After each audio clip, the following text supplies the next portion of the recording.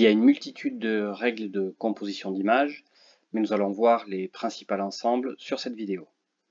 Avant toute chose, il me semble essentiel d'aborder une première notion, celle de l'horizon, et pour assurer ces compositions d'images, il est capital que cet horizon soit correctement aligné.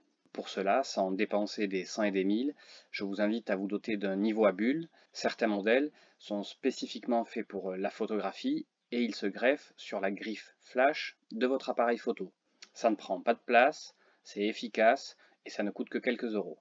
La première règle que l'on va aborder est la fameuse règle des tiers, qui pourrait se caractériser par les lignes divisant la hauteur et la largeur en trois parties.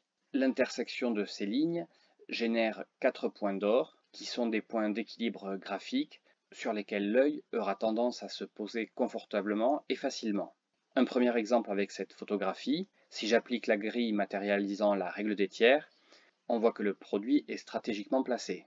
Très souvent, ce genre de photographie pour une publicité pourrait être complété par un logo, généralement placé ici, et par un slogan ici, qui appliquerait en quelque sorte la signature de la marque. Cela peut paraître très basique comme règle, mais regardez les visuels de publicité, ils sont tous composés comme ça, ou presque. Voici un exemple concret d'une prise de vue que j'ai réalisée pour une auberge de jeunesse. Sur cette prise de vue, il m'a été demandé de valoriser la zone d'accueil de cette auberge en mettant notamment en avant les grands espaces qui permettaient d'ouvrir les bagages à l'entrée. Si j'applique à nouveau ma grille sur cette prise de vue, on constate que 3 points d'or sont occupés par des éléments clés. En haut à droite, le nom de l'auberge qui s'appelle chez. En haut à gauche, le guichet. En bas à gauche, le mobilier destiné à accueillir les bagages des voyageurs. En une seule prise de vue, je situe la scène et j'illustre les fonctionnalités de cet espace.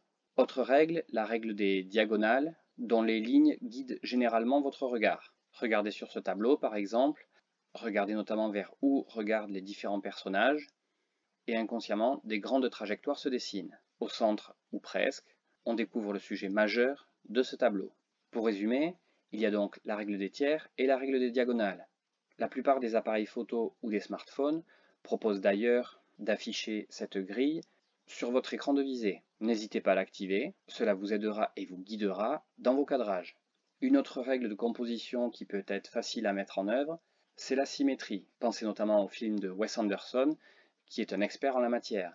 Ici, lors d'un mariage, j'ai fait le choix de placer la personne qui allait unir ce couple au centre de l'image, en plaçant les deux membres du couple de part et d'autre. Une autre règle qui peut donner de l'importance à vos sujets est celle de l'espace négatif. Cela consiste à placer de grands espaces entre guillemets vides pour magnifier en quelque sorte vos modèles ou le point d'intérêt de la photographie. Ici, on pourrait penser que toute la zone hachurée est inutile, ce qui donne de l'importance à mon couple. Sur cette prise de vue, cette règle de l'espace négatif est couplée avec la règle des diagonales.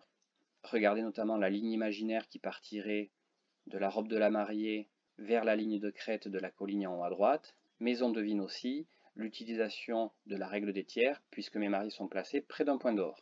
Il est donc possible de combiner différentes règles pour donner encore plus de force à votre image. Pour résumer, je vous invite à être vigilant sur la ligne d'horizon, pensez à la règle des tiers et aux 4 points d'or, pensez également aux diagonales en activant les grilles proposées sur vos téléphones ou vos appareils photographiques. La règle de la symétrie, si elle est correctement maniée, peut également être une règle intéressante à appliquer. Les grands espaces négatifs magnifieront les petits sujets entre guillemets. C'est une redite, mais utiliser les différentes grilles proposées par vos équipements n'est absolument pas synonyme de triche, au contraire. Et enfin, en créativité, on dit souvent que les règles sont faites pour être transgressées, mais avant cela, il est capital de les maîtriser.